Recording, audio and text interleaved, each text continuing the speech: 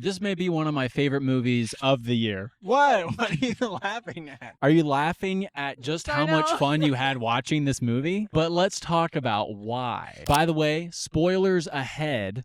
Go watch it for yourself. I just recently watched Tron Legacy, 10 out of 10 movie, and I watched the original Tron for the very first time 2 weeks ago. So I was prepared for this movie. I am a huge fan of the Tron franchise. Sammy, you, however, went into this with a very different perspective, right? Yeah, I've never seen a Tron movie in my life. She's just diving into the third movie. Honestly, I was so lost in the beginning. I was like, I thought this was about video games. This movie wasn't really about the video game part. And I gathered like the information, like I knew what was going on. I was just like, oh, this is like different than I thought. It was a pretty simple story to follow, though, right? Yeah, like I could tell which moments were for people who have seen the movies. Are you talking about when Jeff Bridges showed up I'm talking in about the that, retro yeah. grid that we got when he a glimpse of?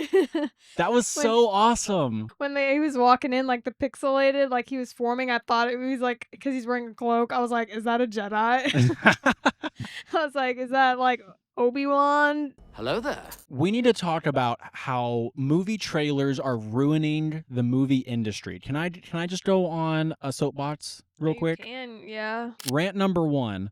Movie trailers are ruining the movie theater experience, and Tron Ares is just one example of that. The trailer for Tron Ares should not have featured Jeff Bridges in it whatsoever because that moment was so Did it? awesome and iconic, but they put it in the most recent trailer, and it spoiled it. When I saw Jared Leto loading into the retro grid, I was like, fist pumping in the theater, and I had this big smile on my face because I knew what was coming. But I knew Jeff Bridges was in this movie because they spoiled it in the trailer, and I just don't like that. They should have not had him in that. I don't even remember. I've watched that trailer about 15 times with every movie I've seen, and I didn't remember that at all. Do you guys remember when the first teaser for this movie came out 6 months ago?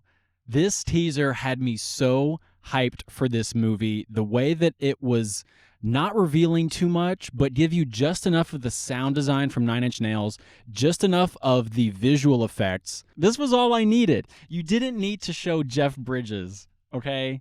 Rant over. Tell us in the comments if you liked Tron Ares or if you didn't like it. Let's talk about the elephant in the room, Jared Leto, the beautiful angel that he is. I mean, did you see the hair? Did you see the beard? He looked fantastic in this movie. He looked good. I didn't like the slick back look, but that's okay. I was really worried that this was going to be Morbius 2. And I think a lot of people were afraid that that was going to be the case, that it was going to be cringy dialogue, it was going to be bad acting, because Jared Leto's CGI was not going to look right. People were afraid that Jared Leto was going to like ruin this movie, and I don't think that happened whatsoever. Well, I think the script of Morbius and everything else about Morbius made Morbius bad. Correct. I've never seen it. I just heard it's bad. So. It's basically one big meme. It's like not even a real movie at this point. Yeah. It's Morbid time. Jared Leto did not ruin this movie in the way that I think Morbius was kind of, it's led to his downfall. There's been a meme going around the internet about, I hope someone loves me as much as movie studios love Jared Leto, because he just keeps getting these roles that people are not expecting, and they're worried that he's going to like ruin the franchise in some way. And I'm very pleased to report that Jared Leto, good job, buddy. I liked the music. 9 Inch Nails did great. We have to talk about the music. 9 Inch Nails killed it. I was so worried that they would not be able to live up to the hype and expectations that Daft Punk set for Tron Legacy. Daft Punk absolutely blew it out of the water. 10 out of 10 soundtrack for that movie. So 9 Inch Nails kind of had some big shoes to fill for this, and they absolutely killed it. I'm going to be so honest. What was this movie called? Tron Ares. Ares. There it is. Well, I just forgot. We're like halfway into this video. No, this whole time I thought it was Tron Legacy.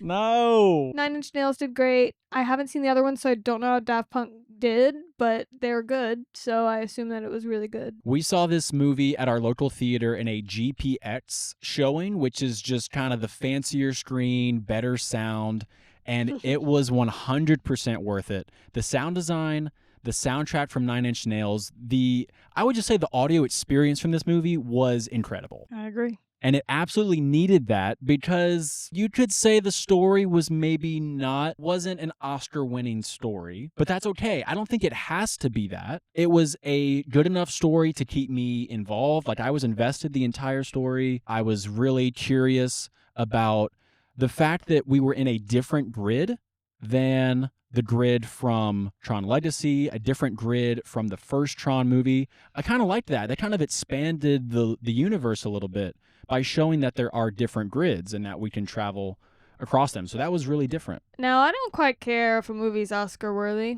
I actually usually like movies that aren't Oscar-worthy, with the exception of Miss Barbie herself. Most Oscar-winning films aren't quite entertaining for me. I'm not a movie snob. She's not a cinephile. You know, That's what it's called. I don't like that name. Does it sound too much like the other The word? file part is not good. I don't say movie snob in a derogatory way. I say I'm just not like snobby about movies because I don't know much about the movie process, and like I don't have too much opinion on how the camera angles look and what looks right, what doesn't look right. If I enjoy it, I enjoy it. And so this movie was enjoyable.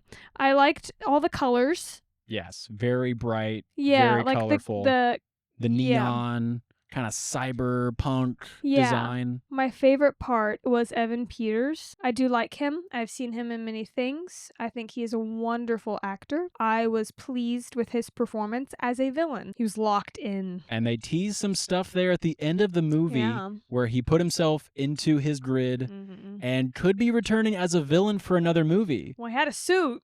He had a suit coming on. And there was a reference to Sark from the original Tron, so there could be something there. It felt very Marvel-coded to me. Do you think this movie will get a sequel? It took 30 years for them to make Tron Legacy after the original movie.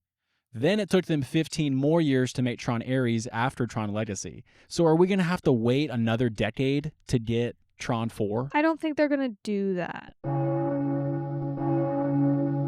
Well, that's our review of Tron Ares. Thanks for watching this video. If you enjoyed it, be sure to give us a like and subscribe. We will see you in the next video.